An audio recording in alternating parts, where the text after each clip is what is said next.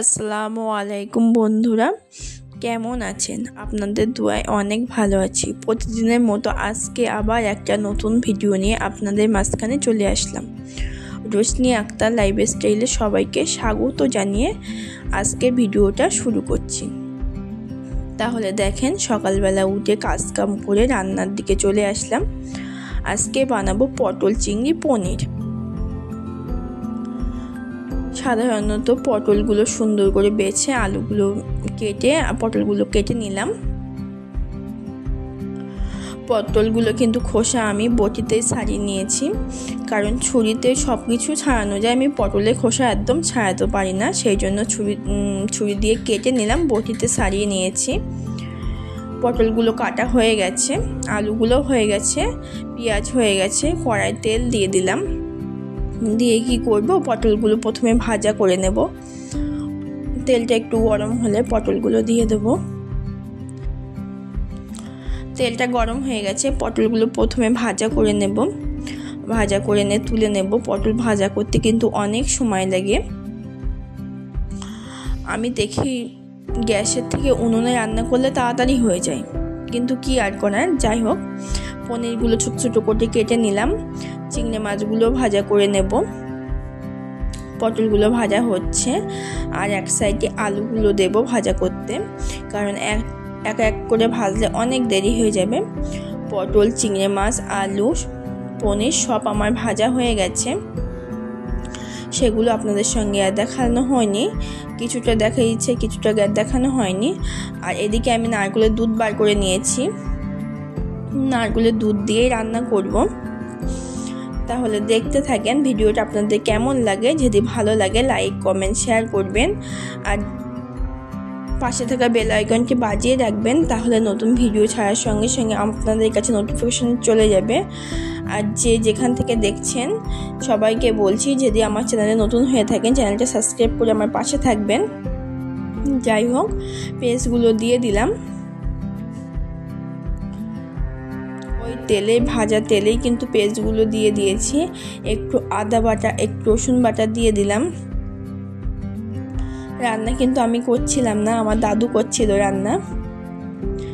দাদু বলে আমি খুব সুন্দর রান্না করতে পারি। আমি তাহলে আজকে আপনি রান্না করেন।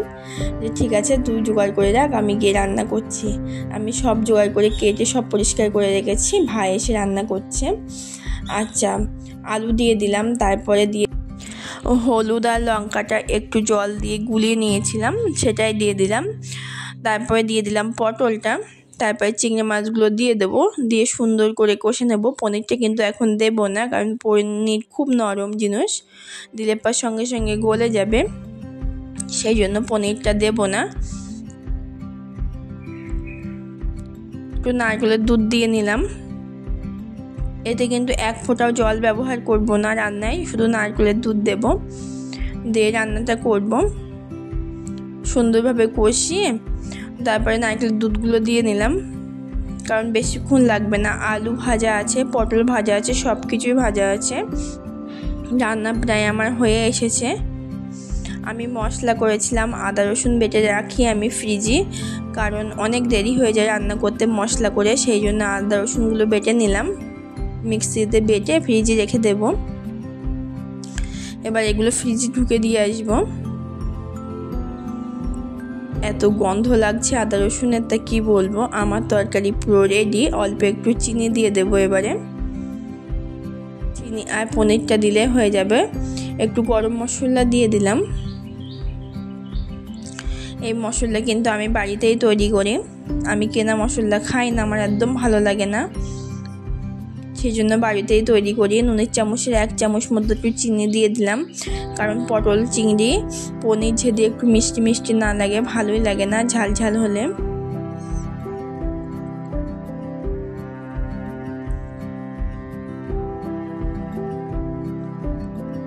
এবার পনিরগুলো দিয়ে দেব। পনিরগুলো কিন্তু কড়া করে ভেজে রেখেছিলাম। পনিরগুলো এভাবে দিয়ে দিলাম, দিয়ে একটু নাড়াচাড়া করে নিলাম। তাহলে কি হবে, পনিরের ভিতরে মশলাটা ঢুকে যাবে। এবার অল্প আছে 5 মিনিটের জন্য দেব। মশলাগুলো পনিরের ভিতরে যাবার জন্য।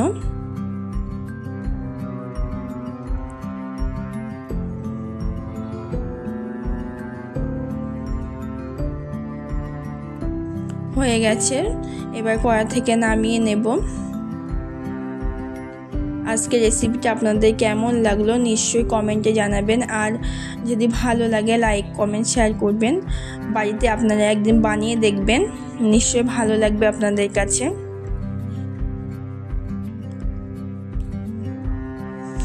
এবার মনাকে ভাত দিয়ে নেব, তারপরে আমরা খাওয়া দাওয়া করব। আমার মনা কিন্তু চিংড়ি মাছ ভালোবাসে, কিন্তু এত ভেজেছি যে ও খেতেই চাচ্ছে না।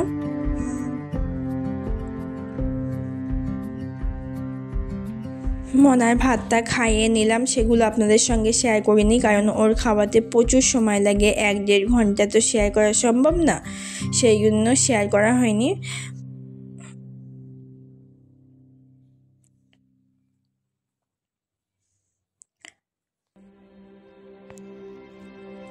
তাহলে আজকের ভিডিওটা হচ্ছে একটা রেসিপি নিয়েই।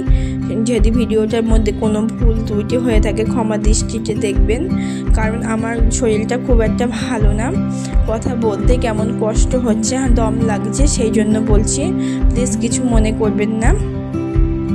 ভিডিওটার মধ্যে যদি কোনো ভুল ত্রুটি হয়ে থাকে ক্ষমা দৃষ্টিতে দেখবেন। এই যে আমার জন্য ভাত বেড়ে নিলাম। তাহলে ভিডিওটা আজকে এখানেই শেষ করলাম। সবাই ভালো থাকবেন, সুস্থ থাকবেন, সকলে আমাদের জন্য দোয়া করবেন। আল্লাহ হাফেজ।